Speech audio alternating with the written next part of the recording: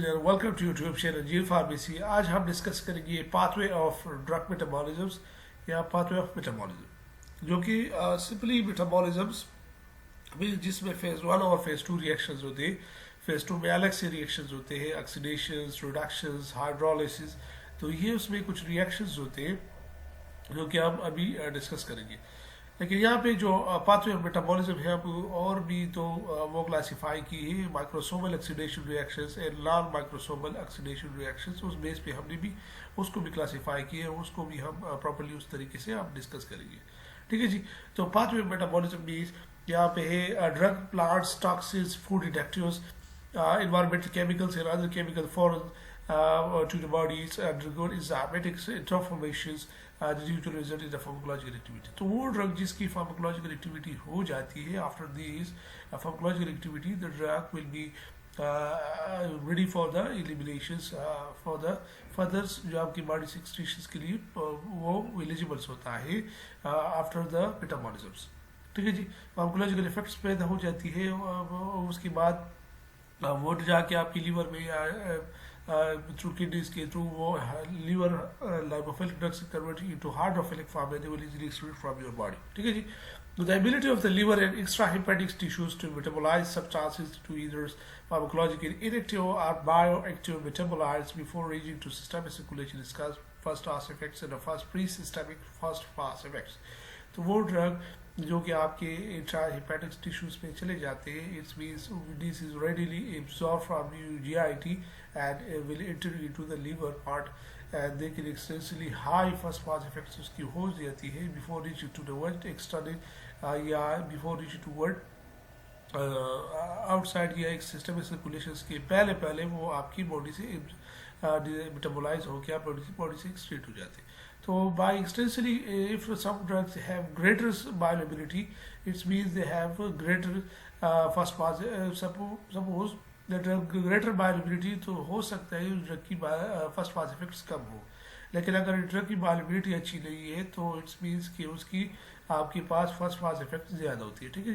तो वो बॉडी आपकी बॉडी से वो रेडिली जल्दी एक्सक्रीट होता है। तो यहाँ पे दो मेन फिनोमेना होते हैं, फेज 1 फेज 2 रिएक्शंस होते हैं। तो फेज 1 रिएक्शन अभी हम डिस्कस करेंगे कि फेज 1 रिएक्शन में क्या होते हैं। फेज 1 रिएक्शंस हमारे पास एग्जिस्टिंग फंक्शनल ग्रुप को सर्टेन ड्रग्स, अगर आप कोई भी ड्रग्स देते हैं किसी पेशेंट्स को, तो उस ड्रग्स में एक ख़ास किस्म की ग्रुप्स होती हैं, फंक्शनल ग्रुप्स होते हैं जो कि उसके साइड चेन्स पे होते हैं। एक फंक्शनल ग्रुप हाइड्रोक्सिल ग्रुप का होगा, या उसकी कुछ हाइड्रोजन्स ग्रुप होंगे, या कुछ उसके नाइट्रोजन्स ग्रुप होंगे। तो according to these groups this is the mainly phase 1 is the polarity which you can provide through oxidation, reduction, hydrolysis। तो ये 3 रिएक्शंस की बिना पे आप जब भी आपके ड्रग्स एंटर हो जाती है तो हर एक फंक्शनल ग्रुप का काम ये है कि आपकी पोलैरिटी को या आपके जो फेज 1 रिएक्शंस है जो कि ऑक्सीडेशन होगी तो वो जाके अपनी ऑक्सीडेशन करा के वहाँ पे हाइड्रोलिसिस में कन्वर्ट होके वो ड्रग्स बॉडी से एक्सक्रीट होगा इन the form hydraulic water polarity increase होता है।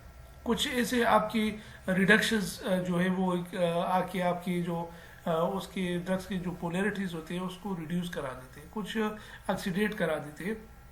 तो मेरा मकसद ये है आपको बताने के लिए कि जब भी आप किसी के ड्रग्स को लेते हैं, पैराडॉल, पेरास्टामोल या जो भी है, या मेफ्लाम केफ्लाम जो भी आप लेते हैं, तो उसमें अपने फंक्शनल ग्रुप होते हैं और आपके जितने भी फेज 1 या फंक्शनलाइजेशन रिएक्शंस को होते हैं वो जाके उस फंक्शनल ग्रुप पर अटैक करके उसको थोड़ा एक फंक्शनल ग्रुप दूसरा, बाद में तीसरा, इस तरह की उस ड्रग की हाइड्रोलिसिस करा के आपकी बॉडी से एक्सक्रीट कराती है। ठीक है जी। तो सबसे पहले हम ऑक्सीडेशन पढ़ेंगे। Oxidation are drug molecule converted to its oxidized metabolites by introducing molecular oxygens into hepatocytes, cytochrome monoxygenase systems। Oxidation also occur in extrahepatic tissue by removing the hydrogenator from the parent drug molecules involving other enzymes like dehydrogenase reductase। तो आपका main मकसद हमारे पास यहाँ पे है कि जब भी ड्रग एंटर हो जाते हैं तो उसके लिए आप इंट्रोड्यूस करते हैं मॉलिक्यूलर ऑक्सीजन्स को हेपेटिक रीजन्स पे। हेपेटिक्स मिली वहाँ पे ऑक्सीजन आ जाके वहाँ पे आपके ड्रग से हाइड्रोजन लेके एक वाटर मॉलिक्यूल बना लेते हैं और आपकी ड्रग की पोलरिटी इंक्रीज हो जाती है, इट्स मीन वो पोलर इन नेचर हो जाते हैं, वो इजीली एक्सक्रीट होता है आपकी बॉडी से, क्योंकि वहाँ पे lipophilic converted into hydrophilic form में। तो टाइप ऑफ ऑक्सीडेशन हमारे पास दो टाइप ऑफ ऑक्सीडेशन होते हैं, जो कि माइक्रोसोमल ऑक्सीडेशन रिएक्शन होते हैं and non microsomal oxidation reaction. अभी हम माइक्रोसोमल ऑक्सीडेशन रिएक्शन फेज 1 में पढ़ते हैं, ठीक है जी।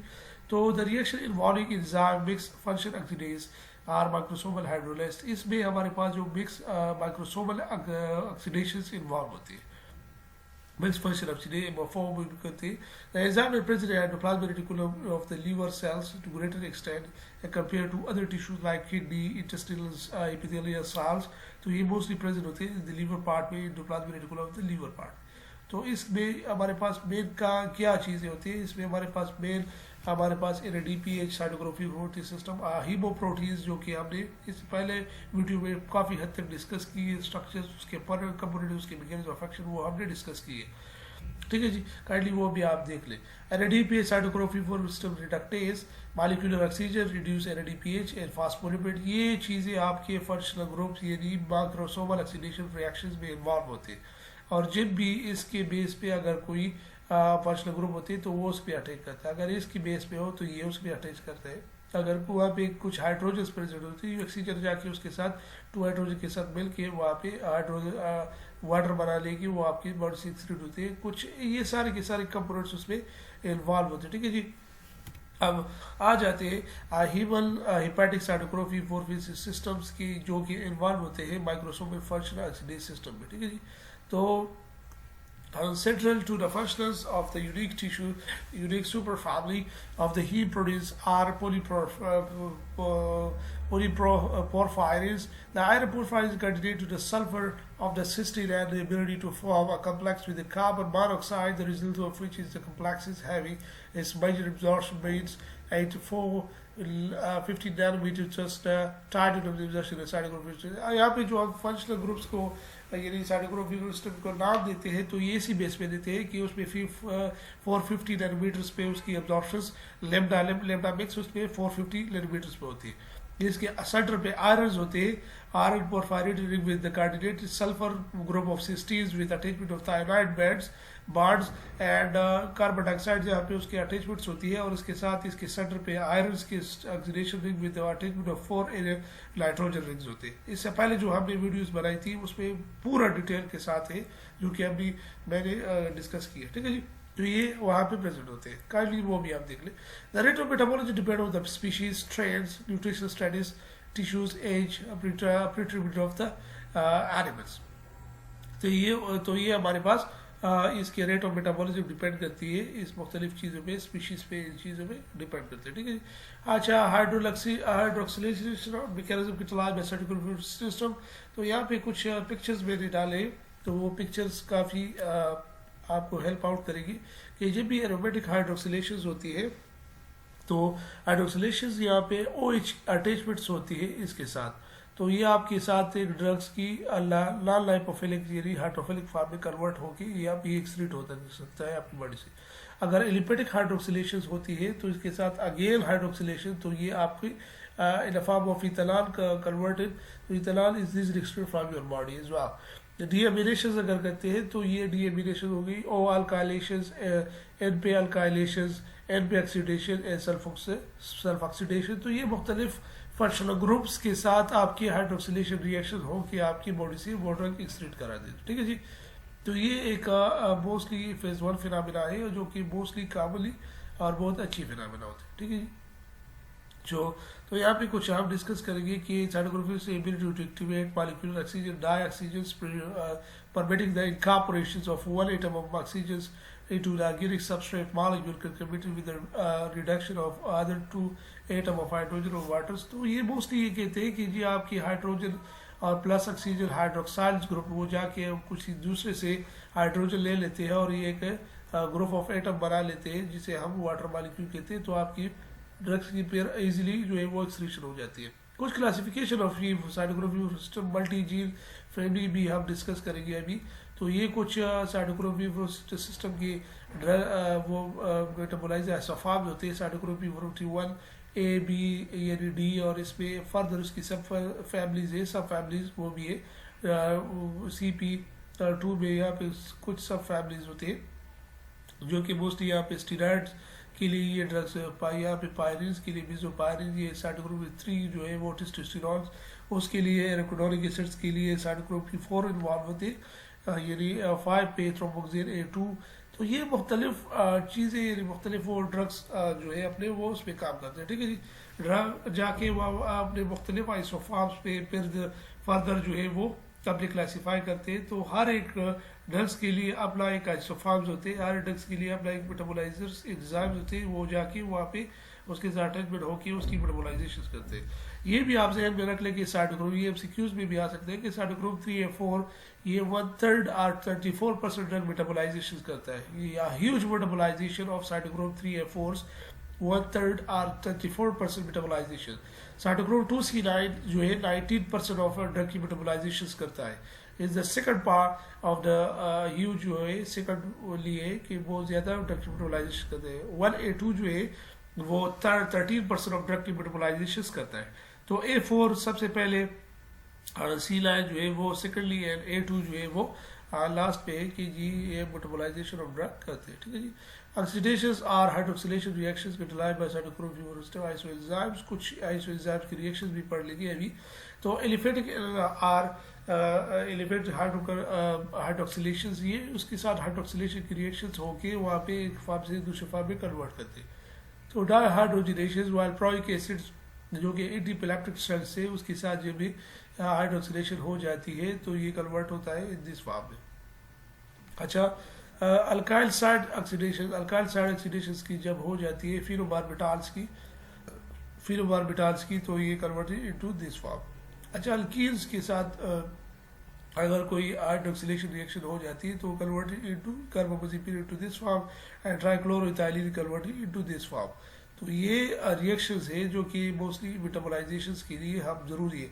एरोमेटिक हाइड्रोक्सिलेशन के लिए एसिटाइलाइड्स कन्वर्टेड इनटू द एसिटोमोनोफिन्स जो कि एक्टिव फॉर्म्स होते हैं। और मैंने आपको पहले भी, सबसे पहले इससे 2 वीडियोस पहले मैंने आपको बताया था कि एक्टिव कन्वर्टेड इलेक्ट्रो या इलेक्ट्रो कन्वर्टेड इनटू एक्टिव या एक्टिव कन्वर्टेड इनटू एक्टिव या reactive converted into non reactive या एक्टिव ड्रग्स के converted into reactive. 4 different classification मैंने आपको बताई थी। तो ये भी अपने याद कर ले कि जब भी एक ड्रग की मेटाबोलाइजेशन हो जाती है, हो सकता है वो इसके एक्टिव हो जाए। दूसरी मेरी ये कहा कि हो सकता है ड्रग की जो हाइड्रोक्सिलेशन या मेटाबोलाइजेशन हो जाए उससे इनएक्टिव हो जाए। थर्ड में मैंने ये भी कहा था कि कभी कभार एक्टिव ड्रग से एक्टिव ड्रग में कन्वर्ट हो सकता है, हिटासिलिन कन्वर्टिंग इनटू पेसिलिन, दोनों एक्टिव फॉर्म में। लास्ट में मैंने ये भी कहा था कि कभी कभार आपकी एक्टिव ड्रग से आपकी बॉडी में कुछ रिएक्शंस या एडवर्स इवेंट्स आते हैं, लाइक पैरास्टामोल की एग्जांपल हमने दी थी कि paracetamol converting into reactive parts hepatotoxicity cause करते हैं खास डोज पे, ठीक है जी। तो कुछ ये एक देसी रिएक्शंस है जो कि आपके फंक्शनल ग्रुप की अटैचमेंट की वजह से आपकी ड्रग्स की हाइड्रोलिसिस हो जाती है, लेकिन कभी कभार उसके साथ एक्टिव भी हो जाता है, कभी कभार इनएक्टिव हो जाता है, ठीक है जी। जो कि हमने प्रो ड्रग्स की बात करते हैं। प्रो ड्रग्स जो कि पहले से आपकी इनएक्टिव फॉर्म होते हैं, जब आपकी बॉडी उसको मेटाबोलाइज करती है तो वो एक्टिव हो जाता है और एक्टिव पार्ट्स आपके लिए जरूरी होते हैं, like certain dopamine like drugs, ठीक है जी। तो डीएमिनेशन होगी, विटामिन की कन्वर्ट होता है दूसरी डीएमिनेशन फॉर्म में, ठीक है। डायल्काइलेशन कन्वर्ट इनटू द मुख्तलिफ सल्फोनेशन अपने हैं, ऑक्सीडेशन अपने हैं। तो this is the non microsomal oxidations जो अभी पढ़ लिए। अभी हम नॉन माइक्रोसोमल ऑक्सीडेशंस वो पढ़ लेते हैं इन ऑक्सीडेशन प्रोसेस में।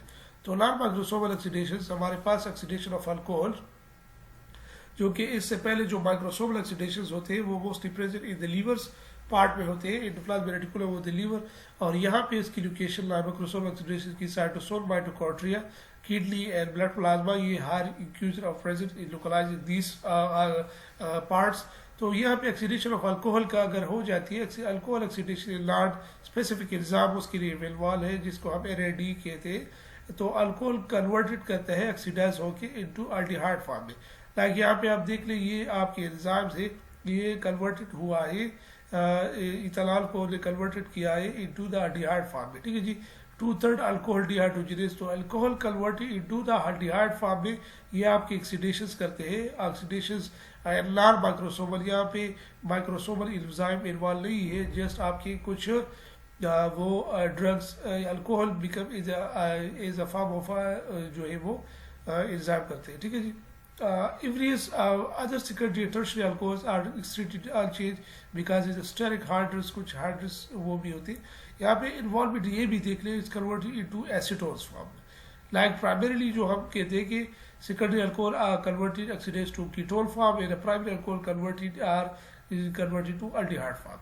Secondly, oxidation of aldehyde, जब आप aldehyde के oxidation करते हैं तो फिर क्या होगा, ये रिएक्शन आप देख लें, aldehyde converted into the again ethanol form में कन्वर्ट हुआ है। तो NAD specific aldehyde dehydrogenase enzymes involve होते हैं जो कि एल्डिहाइड्स को कन्वर्ट करते हैं इनटू द कार्बोक्सिलिक एसिड्स को, जो कि हम डिटेल के साथ पढ़ते हैं कि जी आपके जो प्राइमरी अल्कोहल होते हैं वो कन्वर्ट इनटू एल्डिहाइड्स। अगर सेकेंडरी अल्कोहल आप यूज़ करते हैं for the cytochrome 2C1 analogue enzyme, तो एसीटोन में कन्वर्ट होते हैं, एसीटोन में कीटोन में। लेकिन अगर आप ऑक्सीडेशन करते हैं एल्डिहाइड के साथ तो वो कन्वर्ट होगा इनटू द कार्बोक्सिलिक एसिड के साथ। अगर फिर फर्दर आप ऑक्सीडेशन ऑफ इथेन करते हैं तो उसकी प्रोडक्ट्स ईस्टर आती ही, वाइल रिडक्शन करते हैं तो इससे आपकी इथेन आएगी। तो ये ROR और simply ethane is single carbon atom with attachment of hydrogen atom. तो अब आ जाते हैं ये ऑक्सीडेशन ऑफ डीअमाइनेशन ऑफ अमाइंस। अगर आप अमाइंस की डीअमाइनेशन करते हैं तो अगेन उसे क्या प्रोडक्ट्स आपको आफस होगा, oxidation deamination of amine of aldehyde in the presence of oxygen is done by monoamine oxidase एमाइस इंडिया नेओआइज डाइअमीन ऑक्सीडेज। तो aldehyde product for the corresponding alcohol और acids to aldehyde oxidase dehydrogenase, ये reaction आप देख ले। This is the amine group plus उसके साथ जब भी अमीनेशन हो जाती है ऑक्सीडेटिव अमीनेशन तो we convert it into the this form. This is the somewhat formaldehyde form या aldehyde form, ठीक है जी। अच्छा अभी आ जाते हैं प्यूरिन ऑक्सीडेशंस। प्यूरिन की जब भी ऑक्सीडेशन हो जाती है sips markup to purine is converted septic markup to puric acid. तो यहाँ पे आप aldehyde form यहाँ पे जो हाइड्रोक्सिल ग्रुप से वो इससे अलग होके वो मार्कअप शो प्रोड्यूस। तो allopurinol is a inhibitor of xanthine oxidase and inhibitor of formation of uric acid in patient with the gout. तो आपकी बॉडी से जो प्यूरिन ऑक्सीडेशन या sips markup show purine mostly use for the uric acids की eradications के लिए। तो mostly आपकी बॉडी में ये चीज़ें with converted into markup show uric acid, तो उसको कन्वर्ट करते हैं तो उससे आपकी बॉडी जो है वो यूरिक एसिड्स के कम्युलेशंस कम हो जाती है, ठीक है जी। तो this all about the oxidations, this all about the mix function oxidase systems जिसमें माइक्रोसोमल एंजाइम इन्वॉल्व तो है, नॉन माइक्रोसोमल एंजाइम्स जो कि इन्वॉल्व होते हैं। तो ये भी हमने काफ़ी ध्यान से डिस्कस कर चुकी है। इसके बाद जो हम रिडक्टिव रिएक्शंस पढ़ेंगे इनटू ड्रग मेटाबॉलिज्म, तो वो भी आप देख लें। ओके, थैंक यू, अल्लाह हाफिज़।